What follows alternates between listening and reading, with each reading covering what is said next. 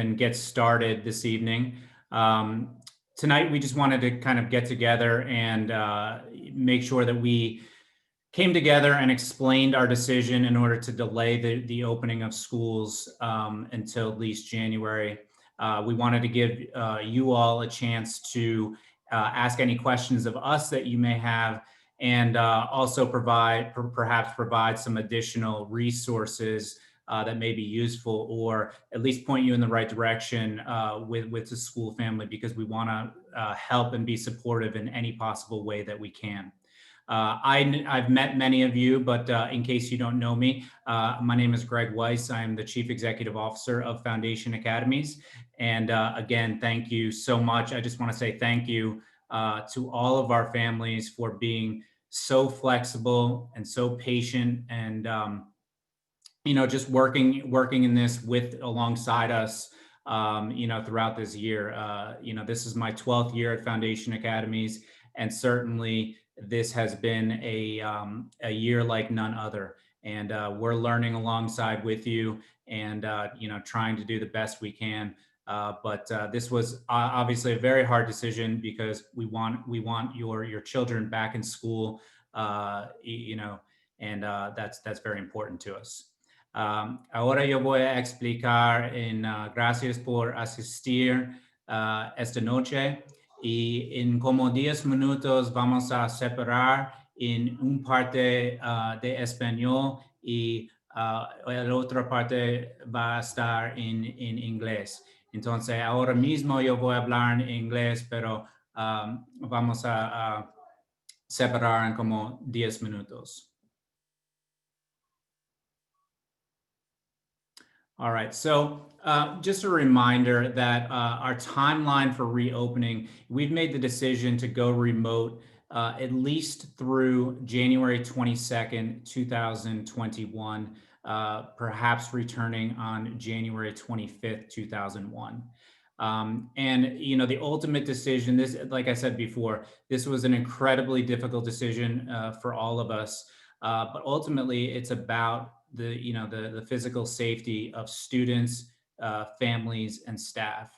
I can tell you that two weeks ago, I was losing sleep over the decision, because we very much want children back in school. And even in the last 2 weeks, the picture has become much, much clearer as far as what we're seeing in across the U.S., but in addition in the Northeast. So no matter how you slice and dice it, what we're seeing is we are seeing a resurgence of this virus. Obviously, when we watch the news, the experts and the scientists are telling us that as we begin to enter the winter season, and we begin to do more activities indoors, as we approach cold and flu season, the risk becomes even higher. And we're seeing that play out again across the US. The cases of COVID are surging. We even have 2 staff members that haven't been in the school buildings, but that are positive for COVID right now. And I know that several of our families have had cases of COVID in our broader school community. So it's out there, and obviously tonight we want to just continue to remain vigilant in protecting yourselves and protecting your families.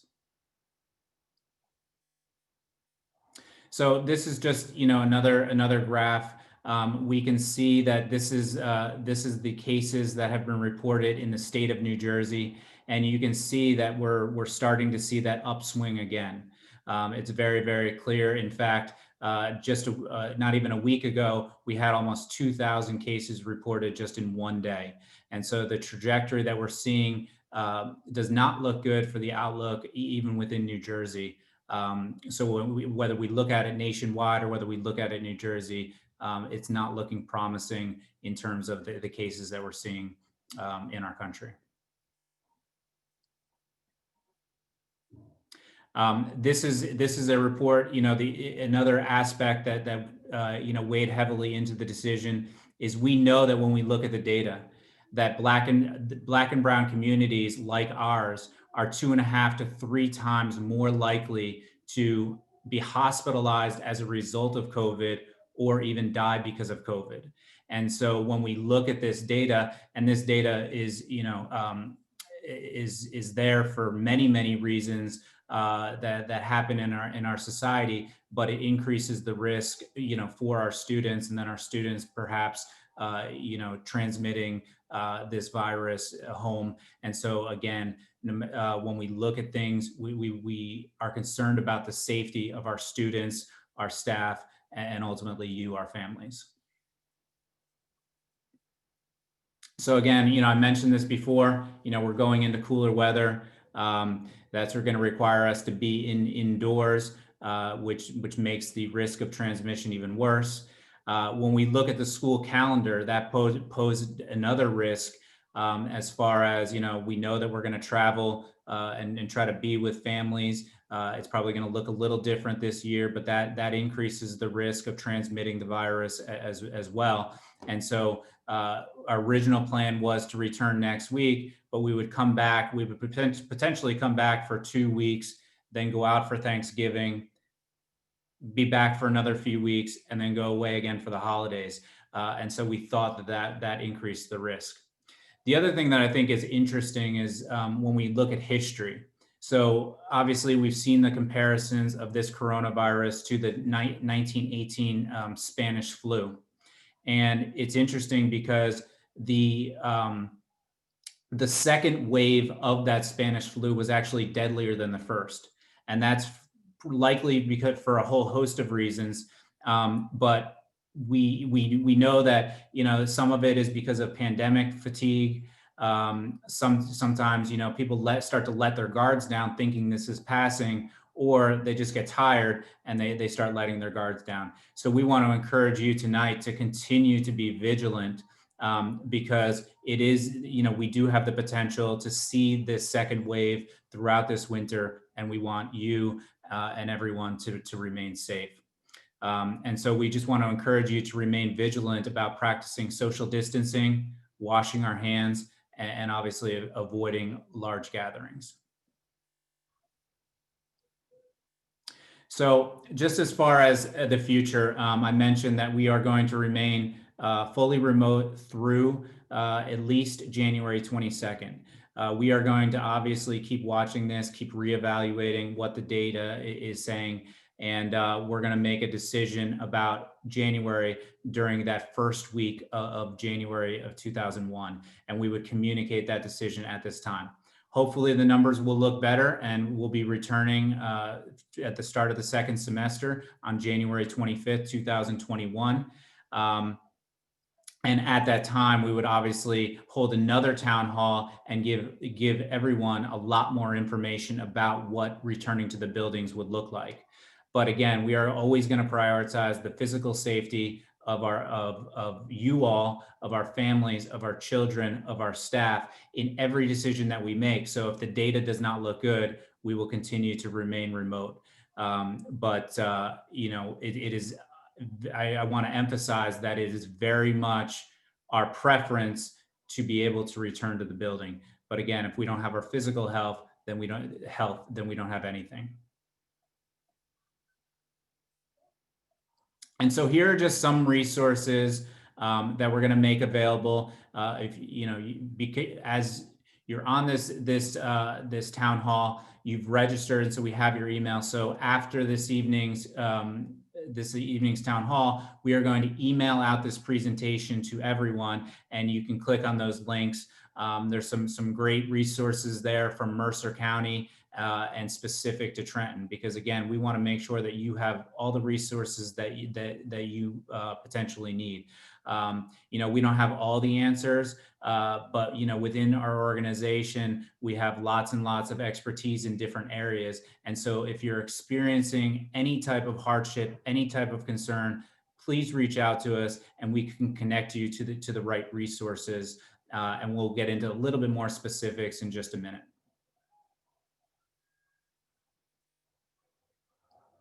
Okay. So I'm gonna kick this over to Artemis Wirtz. Mr. Wirtz is our principal in residence. And one of the things that we're very excited about is we are planning on expanding and serving more students in the year 2024. And so we'll have more details upcoming. But Mr. Wirtz is training to be that next leader, or perhaps, if a need arises, a maternity leave or some sort, he would be able to step in and serve as a leader and provide that continuity. And so we're excited to have Mr. Wirtz this year. He's working very, very closely with many of our teachers over at our high school, and just doing a fantastic job. And he's a great addition to our foundation family. And so he's going to explain how the rest of this town hall is going to go, and how we're going to separate into English and Spanish parts. So thank you all. And thanks for the warm words, Greg. It's wonderful to meet everyone here, even if it is just virtually. I do look forward to meeting y'all in person at some point in the hopeful future, hopeful near future. As Greg shared, I'm new to Foundation, but I'm not new to New Jersey. I was born and raised in Plainfield, and so I'm excited to be back in my home state, close to family. I'm also not new to education. I spent the last 7 years working in Baltimore City schools, public schools, and then a few years in Korea before that. And so far in my time in education, I've learned that great schools are not defined by their neighborhood, by their socioeconomic demographic, but by how well they position students to understand themselves in relation to the world's needs. And so I believe that my purpose is really just to build leaders who help students understand themselves, their strengths, their gifts, their passions, so that they can go out and change the world. And I'm excited to be joining a school community that focuses so heavily on developing both intellect and character. With this, we are going to move into this Q&A portion. I'm first just going to say, for anyone who does feel comfortable asking questions in Spanish, in a moment, you're going to see an invitation to join a breakout group. If you'd like to join the room, please click join. If you don't want to join, if you want to stay in the English side of this presentation, just click the little X in the upper right-hand corner to close that window, and you'll remain here.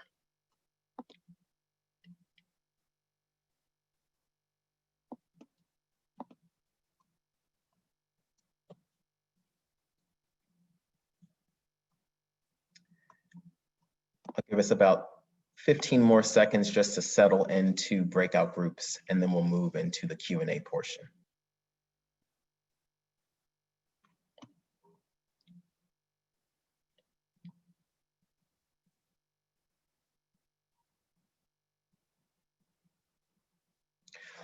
So at this point, we're going to start off just by answering the questions that you submitted when you registered for this town hall, because we want to make sure that we are responding to your voice. Afterwards, we're going to open it up for live questions through the chat box itself. During this time, if you don't hear your question being answered, please just put your question directly into the chat box during this session so that we can respond to it afterwards. With this, we're going to move into the Q&A slides. If you could click us forward.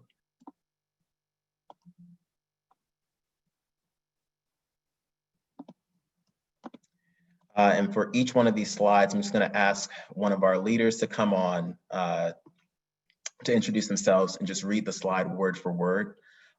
Particularly, I'm asking for it to be read word for word, just in case you're having difficulty seeing the screen, or if you're joining us by phone. I'll start us off on the first slide, and then I'll pass it over to Melissa for the next. The first question that we had was, I have problems with my home internet, hotspot, or computer handling my child's Google Meets and schoolwork. Can you help? What can I do to try and resolve these issues? First, check the number of windows or tabs open on your child's device. If multiple Google Meets are open at the same time, they will notice a significant slowdown. The same is true of other applications and add-ons like Pear Deck. Fully shutting down the device at the end of the school day keeps things running smoothly and makes sure your software is up to date. There's a link to a parent tech guide, which is included in here. And there's also a link to request support online, which we can make sure gets to you afterwards. Call the tech team support line at 920-9200, extension 99, and leave a message. A member of the team will return your call. With this, I'll pass it off to Melissa for our next question. Great, thank you. Good evening, everyone. My name is Melissa Campbell, the high school principal. So the next question, how can I help my student remain engaged with their lessons? Is tutoring available? Encourage your child to stick to a routine similar to that of an in-person school day. Waking up on time, eating breakfast and lunch, and getting enough sleep are extremely important. For students who are struggling academically, we provide tutoring to give small group support. Please reach out to your student's advisor for more information. Families of special needs students are highly encouraged to reach out to case managers when necessary. And then below, you'll see the school social worker's emails address.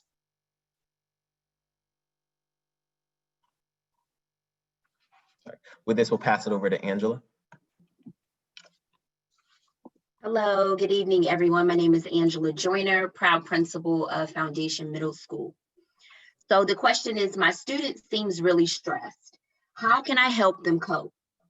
Not all children and teens respond to stress in the same way. Common signs to watch for: excessive crying or irritation in younger children, returning to behaviors that they have outgrown.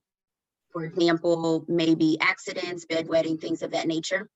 Excessive worry or sadness, unhealthy eating habits or sleeping habits, irritability and acting out behaviors in teens, poor school performance or avoiding school, difficulty with attention and concentration, avoidance of activities that they have once enjoyed in the past, unexplained headaches or body aches, use of alcohol, tobacco, or other drugs. For additional support, please reach out to your school's advisor, leader of student culture, guidance counselor, or case manager. With this, we'll pass it over to Venetia.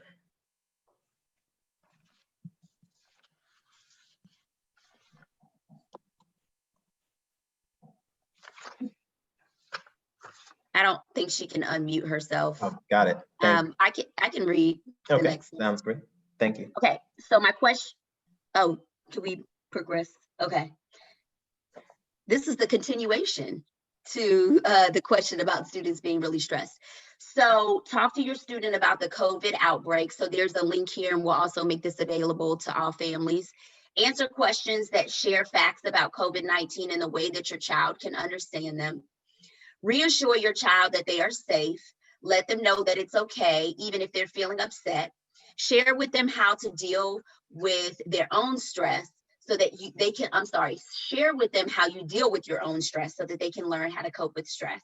Limit your family's exposure to the news coverage or events, including social media. Children may misrepresent what they hear and can be frightened about something that they do not understand. Try to keep up with the regular routines. If schools are closed, create a schedule for learning activities and relaxing and fun activities. Be a role model, take breaks, give plenty of sleep, exercise, eat well, connect with your family and friends. And then spending time with your child is meaningful with activities, reading together, exercising, and playing board games. And with this, we'll pass it over to Tazia.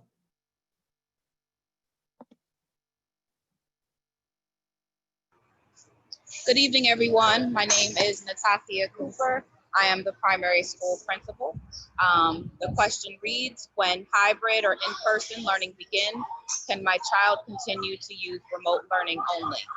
Yes, according to the current guidance provided by the New Jersey Department of Education, all schools must provide an option for full-time remote learning.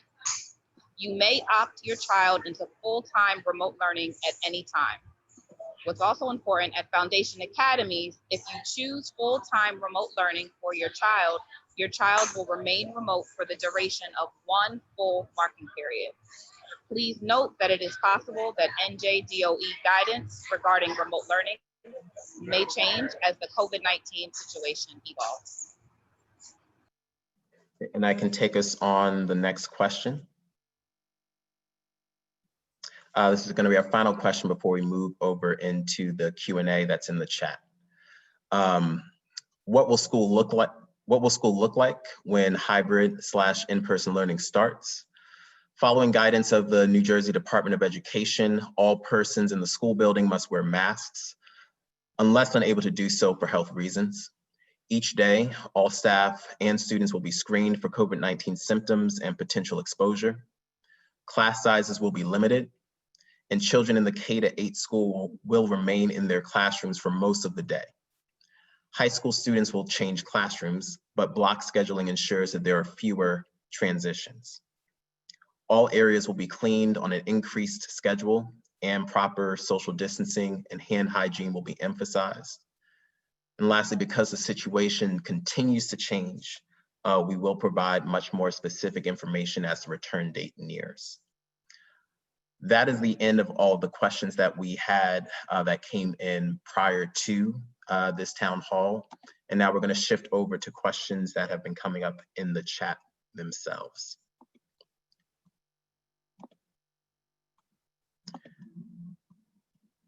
I see that some questions have been responded to already in the chat. One that does not have a response. Are the kids going to continue the are kids going to continue the long hour days sitting at the computer? With this, I'm going to turn it over to another leader on the chat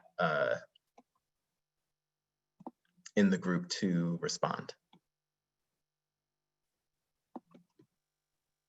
I can actually respond. I know that we have heard some concerns surrounding parents asking questions about the number of hours that students are sitting at the computer. What we are considering, and this is by school, we're having conversations about the number of hours that students are having, building in more break times. And so that's definitely something we're considering and upcoming. Another aspect to this too is that we want to still keep the same fidelity and expectations that we have for students in the school building for when they do return for hybrid. So that's why we've kept the level of consistency that we have. But we are open to adding and building in more breaks so that students have some time away from the computer and it's not as long and sometimes stressful as it has been for students in front of the computer. I see that we had a question about an update on senior pictures. And Matthew said that he would take that one. Yeah, so I've been in touch with Life Touch. So we were hoping that if we could start back to school next week, that we could actually start to get students to come back in to take those pictures. However, with us holding up until January 22nd, I will be reaching back out to Life Touch. The one thing that I did guarantee to seniors when we were inside of our town hall meeting in the school was that senior pictures will definitely take place, even if it has to be where we just create a schedule for 5 or so students to come in at a time and stick to that very tight schedule. The pictures will definitely take place. It's looking like most likely at this time that they will actually start in January. And that update will come as we go back to school. But again, it won't go past January. If we need to, we'll just have a schedule where like 5 or so students come in because pictures will most likely be taken inside of the info commons. I saw that there was a question that came through about are shields acceptable rather than face masks. I want to see, is one of our nurses on right now? And if not, I can take this question. Hello, I could take this question. Okay. Unfortunately, according to the CDC, face shields are not acceptable. You can wear them in conjunction with a face mask, but you cannot wear a face shield in place of a face mask. Thank you very much. Did that answer her question? I think I just see a yes in the chat. Yep, I see a yes, thank you. Okay. I see there's a question around for lunchtime, when the school goes hybrid, how will that work? And I see that Matthew said he would take that for the high school. Corinne said she would take that for K-8. So I'll answer the question for both breakfast and for lunch. So breakfast is going to be a grab bag. When the kids first come into the building, they'll be able to take that directly to their first period class with them. As far as lunch goes, lunches are also going to be grab bag type lunches with sandwiches in them. We're not trying to have anything where, the lunch aides actually have to serve a meal. We do have it spaced out where with 6 feet apart, we can fit about 20 or so students downstairs in the regular commons. And if we need to expand, we can fit about another 25 students spread out 6 feet apart in the info commons. Yes, for K through 8th grade, all lunches will be provided in their classrooms. So students will not be transitioning back and forth to the lunchroom or eating in the lunchroom together. They will be eating socially distanced within their classrooms. So breakfast and lunch will be delivered to the classroom. We had a question, if you're offering hybrid in January, why not offer it now? Venetia says she could take that one. Hi, everyone. Venetia Birchmore, principal of the intermediate school. So I just wanted to touch on, I know Mr. Weiss talked about this a little bit in the beginning, but the decision to go hybrid in January is really reflective of current trends with the pandemic and upticks that are happening around flu season, cold season, coupled with the fact that we have quite a few breaks, excuse my daughter in the background, quite a few breaks that come up in November and December, coupled with holidays, potential travel, and spread of the virus. We decided to make the decision to open in January to give space for people to quarantine beyond that and then have plans to open up starting the 25th of January. We had a question about an update on prom. And I can take that. So we know how important prom and those social events are. So we will be updating every month starting in January on our progress towards that. Same thing that we did last year at the high school. We did send a video out with any updates. So we're just going to kind of monitor the situation closer to January and February to make that final decision.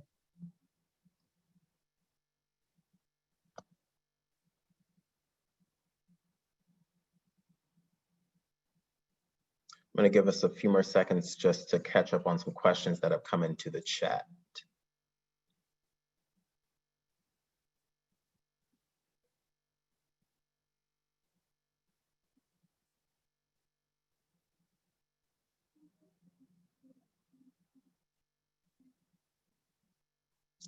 I see that there was a question that came up. I think if we're sticking to virtual, we need to discuss shortening the school day. Angela had some thoughts to that. This is to kind of piggyback off of the question that was asked earlier about the amount of time in the school day. One of the things that we want to be sensitive to are the needs of our students and what parents are communicating.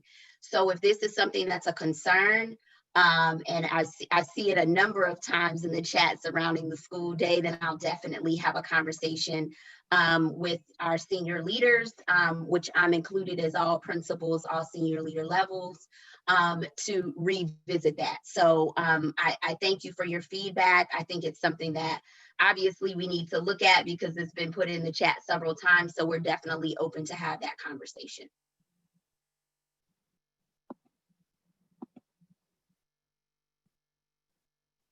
I just want to add that I echo that. I think that's the power of having a town hall, is recognizing that we are servant leaders. We do not operate in isolation.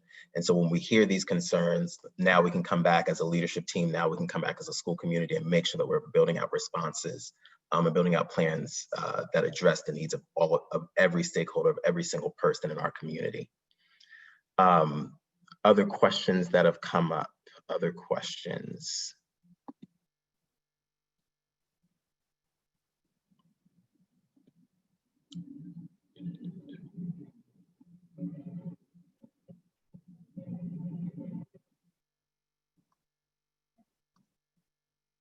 I see, will desk shields be provided, and what will room capacity limits be?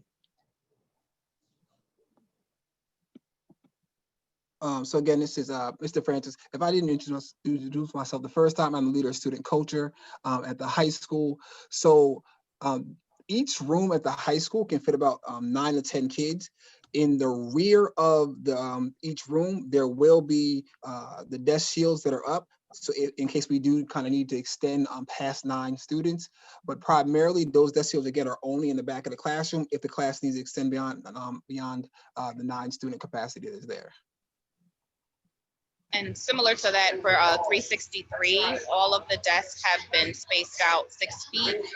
So most classrooms can fit approximately 9 to 11 students. And if we have a class where the capacity goes beyond that, we do have desk shields to go around the desk to ensure that students are safe.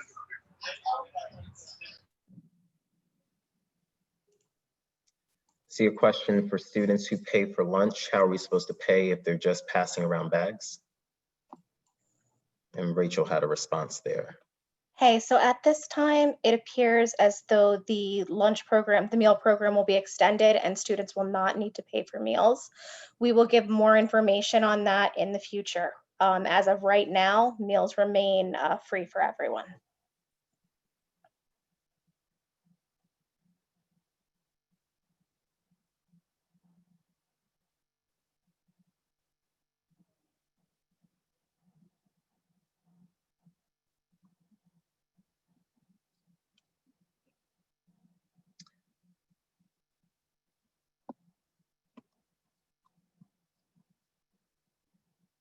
I see we have a question around, will there be plans? Sorry, it's just taking a second to just scroll back to the chat, make sure we didn't miss anything. If something did get missed, or if you haven't heard your question in a few minutes, just put it back into the chat and we'll make sure that we get to it.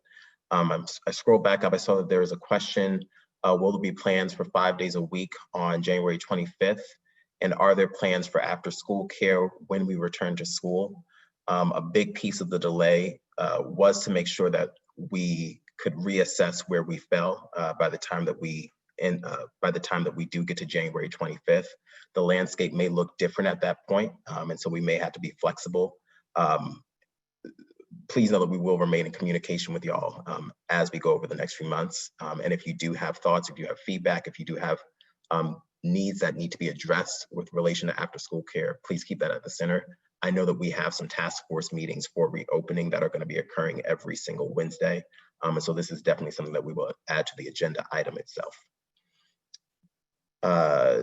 There was a question around, I know the Chromebooks do not have enough RAM to handle the amount of data being pushed during Google Meets. Is there anything being done to increase the RAM or the portal so the kids do not miss instruction while they clear their cache or reboot? Has there been any updates on how seniors are to get community service hours? I know Melissa had a response to the community service portion of that. Yeah, so I do the community service portion. So it has been communicated to seniors that only the 10 hours are required. And this would be the 10 hours from their freshman year until they graduate in 2021. And currently we do have a little bit over 85% of our seniors who are already at that 10-hour mark. So we have Colleen DiDonato, who's working with the other small percentage of students who may need to get some hours. So those community service hours can be done virtually. And then in term two, we did limit the hours of every grade going forward. And that is going to be communicated to students as well.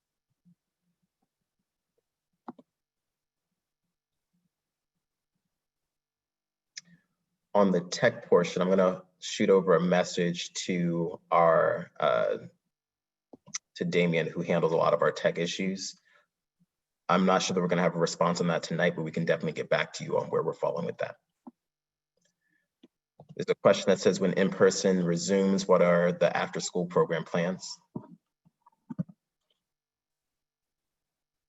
For K through 8, there will not be any after-school programs in the school building, so students will not be able to stay after school hours. The reason why is that it's going to be very important for our maintenance team and our custodial team to get in and disinfect the classrooms, spray down all the areas, and they need hours in order to do that. So it's going to be very important that at dismissal, all students and staff are leaving the building immediately. As far as after school program pickup, we are not quite sure yet. It's really depending on their services and their plan for also how they will transfer students back and forth, and do they have the capacity to do that. So as far as our school building, all students and staff will have to be out at the end of the school day.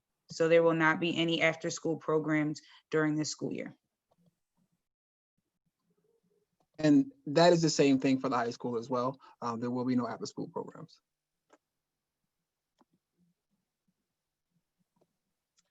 So we have a question, what will the daily COVID screening consist of? And will everyone returning in person have to prove they've tested negative before returning? And it looks like Angela says she could take that one. Yes, so the daily COVID screening will consist of a couple of steps. One of the first steps is you will, as families, have an app that you have to respond to a series of questions each day that are asking, have you been around anyone in the last several days that may have tested positive for COVID? Have you had any symptoms? Things of that nature. Those questionnaires will have to be answered each day by each family. The other option that we have, or the other precautionary process that we're going to go through, is each child is going to be scanned. So there will be 3 scanners. Actually, students will physically walk through the scanner so that they can, their temperature can be taken and recorded. And for those individuals, because teachers will have to go through the same process, for those who are flagged and have a high temperature, then we have a process and a protocol for them as well. So those are the things that we're putting in place to make sure. There's also an aspect of honesty that we need from families to ensure that if in the case that there's been a situation, we just need full transparency so that we can just make sure that we keep the full community safe.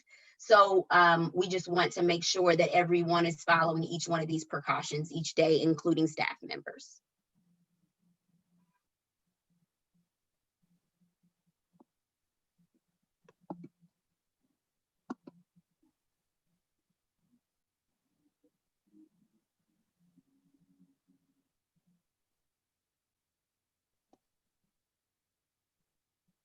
I see there was a question around long hours, looking at a computer, not being good for the vision, for students' vision, causing migraines, that they may need more than just 5 minutes. I can take this. I would also love to hear from some other folks at other schools. I know that a number of teachers have been implementing brain breaks, so periods of time where a student can walk away from a computer, because we do recognize that sitting behind a screen for a long period of time just does cause a drain. I would advocate that if a student is starting to feel some pain with vision, if they're starting to feel migraines, please reach out to a teacher, reach out to someone on staff so that we can know and so that we can make some adjustments, because we recognize that every student is unique. Every student is going to have a different set of circumstances. We want to make sure that we can find another option, an alternate option to support them through that. Are there thoughts from other leaders in the rooms on vision pain, on migraines due to computer usage?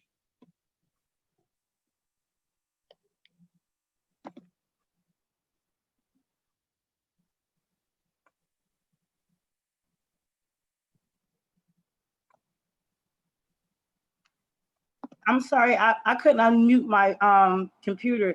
I just would like to reiterate that if there's concerns, if their children is having migraines, they should always call their pediatrician and get advice for them, because maybe they will write them a doctor's note or excuse them for the time until we come up with a plan of a longer break.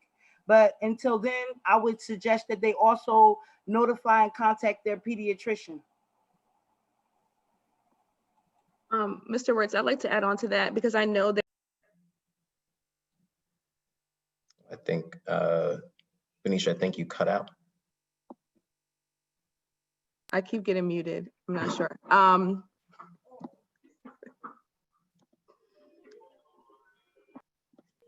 Just want to make sure you can hear me. Yes, we can hear you. Okay. So a lot of our teachers actually have experienced the same thing with the computer screen time posing vision problems or headaches. I'm not saying it's a long-term solution. That's the means by which we can reach our students currently and provide instruction. But I know that many teachers and myself, I wear glasses, got blue light glasses to help filter some of that because it's really harsh on the eyes. If that's something that you're interested in or would like more information about, you can let your child's advisor know, or so we can let our leadership teams know if that's something that you need support with. But I think Nurse Washington's recommendation around consulting a pediatrician would be a great route to get some solutions around that. But we're all experiencing that screen fatigue as well.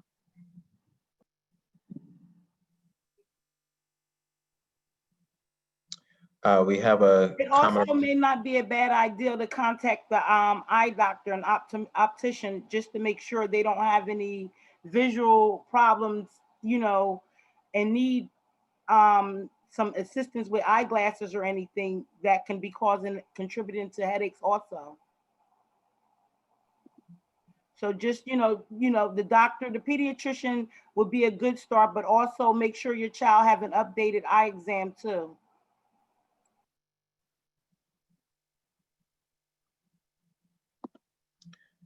I saw that we have a comment in the chat around considering that I have three out of 4 of my children that are special ed. Melissa was gonna field that question. Yeah, I was just going to refer back to one of the earlier slides. So if you have children in special education, just to make sure that you are reaching out to the school social workers, just to make sure that all the modifications, accommodations are in place, or if you believe that additional supports are needed at home, just make sure that you are reaching out. And thank you, Rachel. I see that the PowerPoint is there now to make sure you are getting any additional support that you need.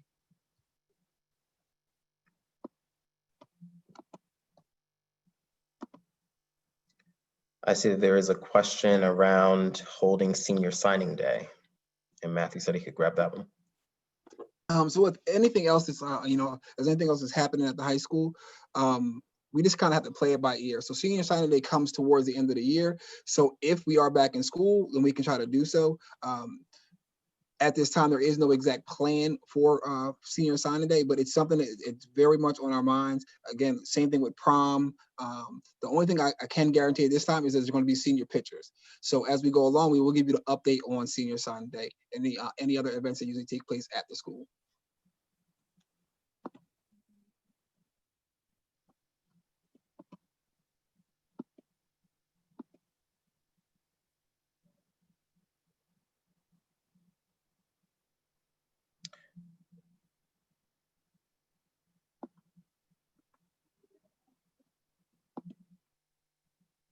There's a question with how can teachers get support while teaching?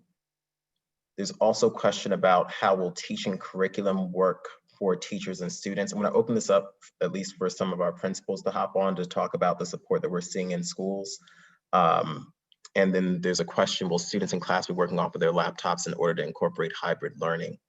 I can start off on that last question. For students working off of their laptops. About a week and a half ago, all of our leaders got together. We demoed what hybrid learning would look like. And so we came into a classroom, we taught a lesson, we purchased some new technology so that there's one mic that's sitting in the middle of a room so that everyone's voice can be picked up, and then students that are in the class, they don't need to use the microphone that's on their computer. Yes, they will be on computer screens simply so that they can actually interact with other students who are joining into a classroom virtually from home, but also so that we're not passing around papers and increasing the risk of the virus transmitting. So yes, students will be working on their laptops while they are in school, but teachers will be able to respond to questions in person in real time and have a better sense of what students may be struggling with. To other principals or even other leaders in the room, any thoughts around the support that we're providing to teachers and the support that teachers are providing to students?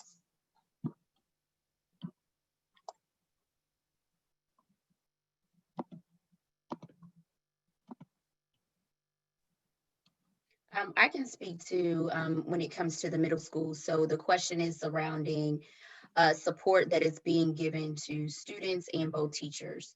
So to Artemis's point, we are working with teachers to ensure that instruction is engaging for students and it's student-centered. And we're wanting to make sure that students have an opportunity to be engaged in each one of the lessons. And so it should be more student driven, more so than teacher. As far as the supports that students are getting, we alluded to this earlier in the conversation about implementing office hours for those students who may need additional time or may have some questions for their teacher. Office hours are embedded in the school day, and then also tutoring is an opportunity. So if those are opportunities that your student would like to take advantage of, then they are more, you are more than welcome to reach out to their advisor to see what those times and days are. And teachers are definitely open to accommodating them during those times. And for the high school, very similar to the middle school, the support for teachers looks the same as it always has, with the addition of online resources that could potentially help the teachers and the students as well. So our students are seeing a little bit of electronic books instead of having the hard copy in front of them, using some online platforms to really make sure that we're student engagement is there. And again, similar to the high school as well, offering office hours and tutoring for any students that may need that extra support. And teachers are also still receiving coaching from their supervisors, where they're getting development around how to use the technology. We're also mindful, just as we provide families with resources, we provide our teachers, and we do like wellness checks on our teachers to ensure they're doing okay, because we recognize that this is hard for everybody.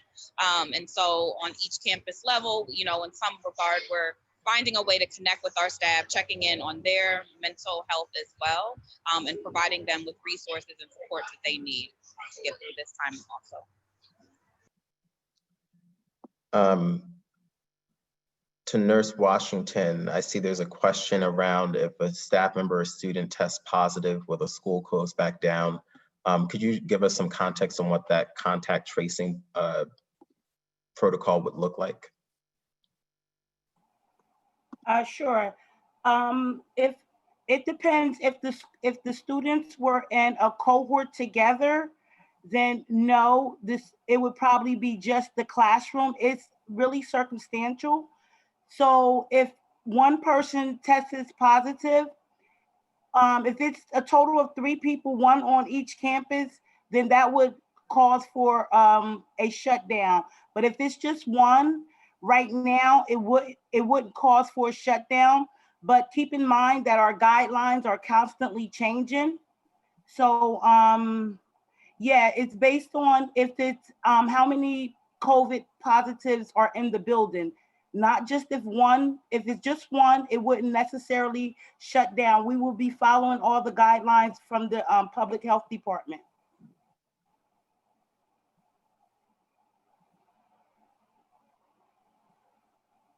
I see there's another question. Will everyone returning in person have to prove they've tested negative before returning? No, that's not being required at this time. If you have symptoms, we're asking you to stay home. If someone in your house has tested positive, we ask that the whole household quarantine together. I hope that answers the question.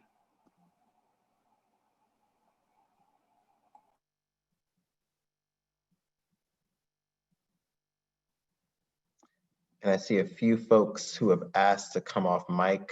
I have co-host privileges right now. I'm not sure if I'm able to have that happen right now.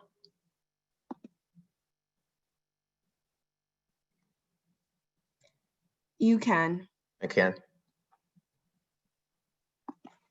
Great. Now I'm starting with, I saw it from Jamaica. Basant. Jamaica, thank you so much for asking how can parents support teachers. I know on the primary school level, we really appreciate if parents are close by to their child as they are, going throughout their day of instruction. As always, we ask that we're mindful of the background noise.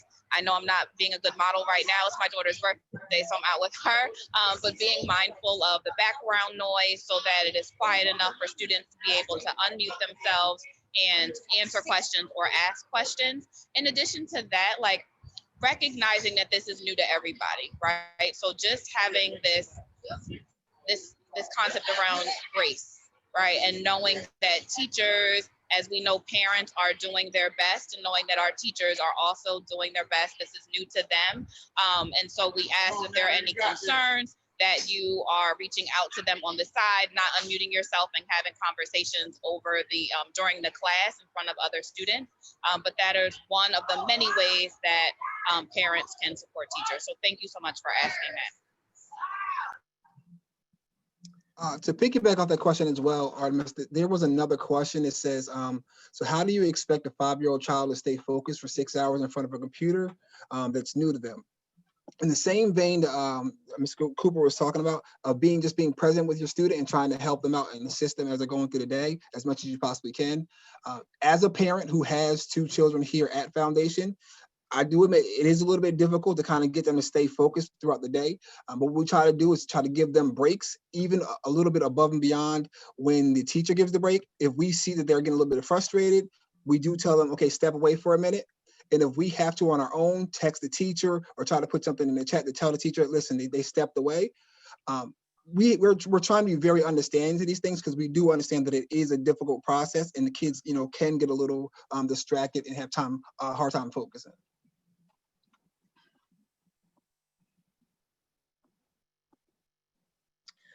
I see there was a response from, excuse me, just lost my window.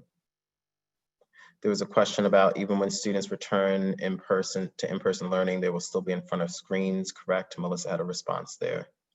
For the most part, yes, it's going to look very similar. Students will be on their Chromebooks. They'll be expected to bring those, just to make sure that, again, we're maintaining social distancing. So we still want the teachers at least 6 feet apart from the other students and from the teachers themselves. So it's going to look very similar to the work that they're doing currently, with the exception of the lunches and those breaks where they will be able to put down their screens. It's a question of how many BRBs, I'm assuming we're talking about be right backs, are acceptable during a school day. Venetia was going to chime in here. Yes, I know that the intermediate school 3 to 5 uses BRB quite a lot. I can't give a specific number on how many is acceptable. I would ask to consider how many times during one class the student is needing to be right back or to take a break, and that kind of guide, the decision for the parent or the child to make. It's acceptable that students may need a break, they have to go to the bathroom, things like that. I would also say like the frequency during the class and then often how long they're taking. So are they taking a few minutes to get a break or a snack versus being absent for the instruction, which is the most important part of the lesson. So I would say if you're noticing that your child needs more breaks and they need to communicate that with the teacher, then let them know so that they can be aware of it's acceptable, especially depending on the age of the student. And I would give that feedback, but I don't know if that answers your question, but I can't necessarily say a specific number.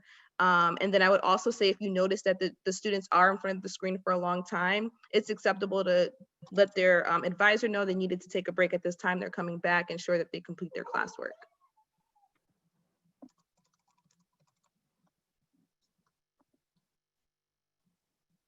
We have a question of, does the school have a plan for a drop off when the school's open again?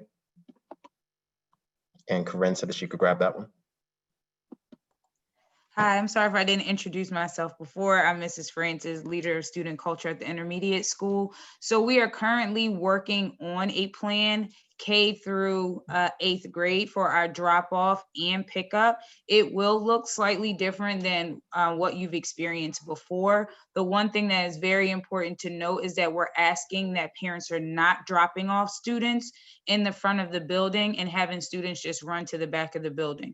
All students will have to be driven along the back of the building for arrival and dropped off, unless your student is a student who walks to school. And we have those students, primarily our middle school students, walk to and from school. And so we have a protocol set up for how we will check them in the morning during drop off, but we're asking all other parents who drop off students in the morning to please not drop students off at 363 West State Street outside on the front part of the street, but that you drive around the back. We will have a system to move the traffic quickly, so there will not be, you know, just idling in the outside. But we're just asking that you bear with us. There's a lot of students at our K-8 building. This will be new, but we want to ensure that students are safe. And if there is an issue where a student is not feeling well or something like that, it's going to be very quick to be able to contact that parent. So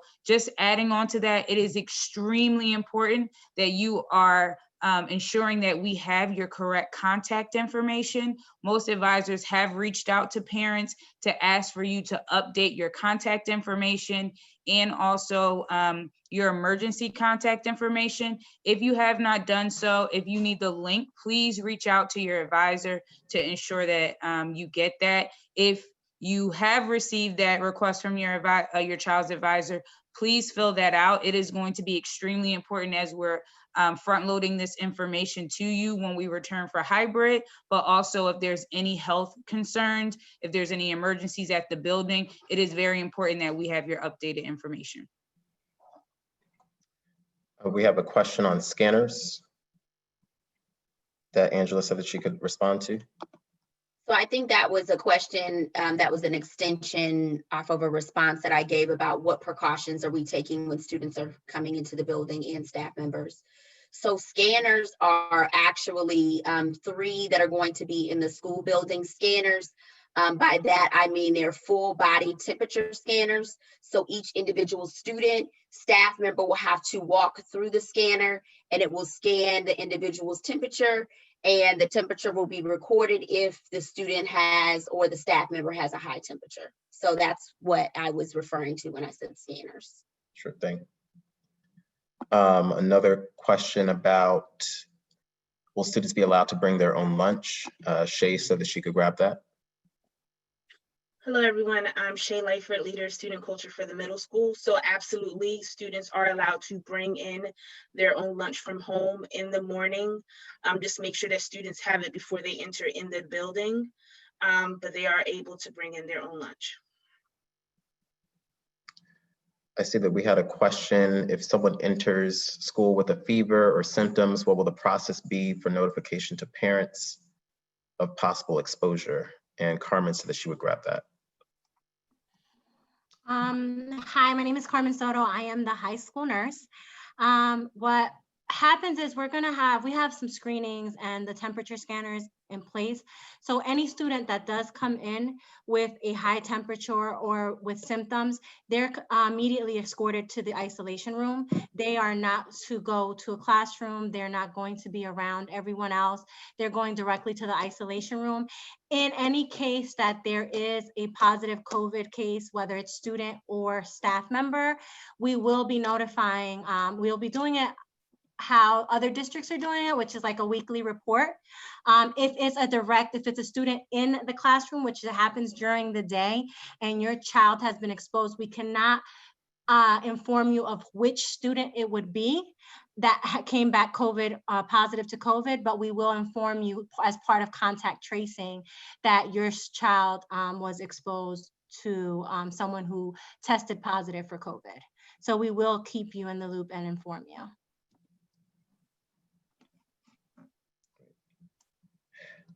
Thank you for that. Scrolling back through the chat, I'm also recognizing that we are at 6:44 right now. I also saw there were a lot of comments around like, oh, like I want to make sure that like, can I be unmuted? Can I hop on mic in this space? Like for one, I'm struggling with the controls, but I also want to make sure that we can respond to as many concerns as possible. And then there's this other space of not wanting to have to cut someone off and them not having that full space to actually speak to like their concerns. because I never want anyone's voice to be silenced. It's in that spirit that if there is a question that we haven't answered, number one, we're pulling the chat out, so that we can come back to those questions and make sure that we get answers to them. But also, if there's something that needs to be talked through, if there's something that you need to have a conversation with someone with, please give us a call, so that we can make sure that your answer gets the attention and the time and the space that it deserves, because your voice is valuable and we do not want to make any decisions without you being a part of the process. That being said, I am going to ask us to slide to our final slide just to wrap some things up.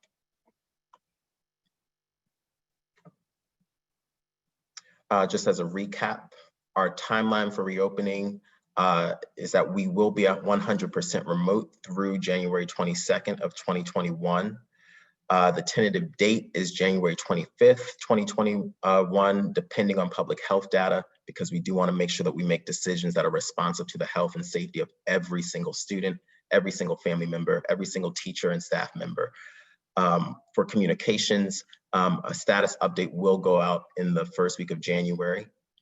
Our next town hall event will be held in January 2021. We'll say that date's going to be determined based off of where we fall. And a recording of this session and the Q&A will be shared with you via email. To the next slide. This information is going to go out online as well, but to find us online, the school website is listed there. You can sign up for our parent and guardian email list via that link. There's all the social media links that are there. I see a whole bunch of comments coming up in the chat right now about who you can contact at the intermediate school, contact Mrs. Francis, at the high school, contact Mr. Francis. There's some questions that can go to Mr. Weiss directly. At the middle school, contact Miss Lightfoot or Mrs. Gross. Primary school, contact Mr. Bullock.